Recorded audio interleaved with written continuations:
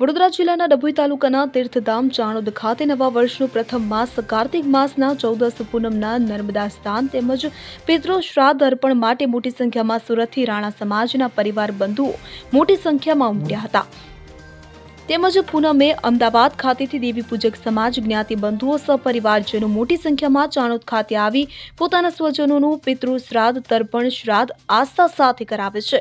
નર્મદા નદીમાં શ્રદ્ધા સાથે પિતૃઓના મોક્ષની કામના સાથે પિંડનું વિસર્જન કરે છે। સાથે સાથે પવિત્ર નર્મદાજીના સ્નાન પૂજન અર્ચન કરી ધન્યતા અનુભવે છે। ત્યારે આજ રોજ કાર્તિકી 14 અનુલક્ષીને સુરત તરફથી મોટી સંખ્યામાં શ્રદ્ધાળુઓ ચાણોદના સુપ્રસિદ્ધ મલારરાવ ઘાટે નર્મદાના સાનિધ્યમાં વહેલી સવારે પ્રાંત પિતૃ તર્પણ પિંડદાન શ્રાદ્ધ કરાવ્યું હતું તેમજ નર્મદા નદીમાં શ્રદ્ધા અને આસ્થા સાથે ડૂબકી લગાવી હતી।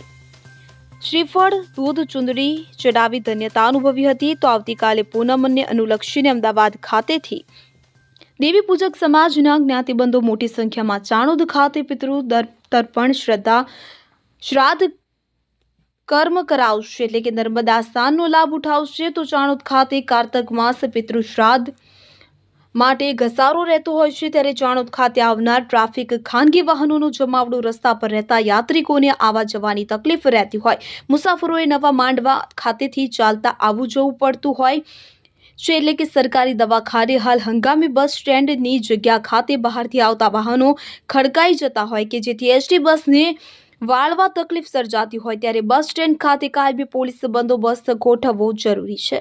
મુકેશ ખત્રી સાથે CN24 ન્યૂઝ ચાણોદ। હવે જુઓ દેશ દુનિયાની તમામ ખબરો તમારી આંગળીના ટેરવે।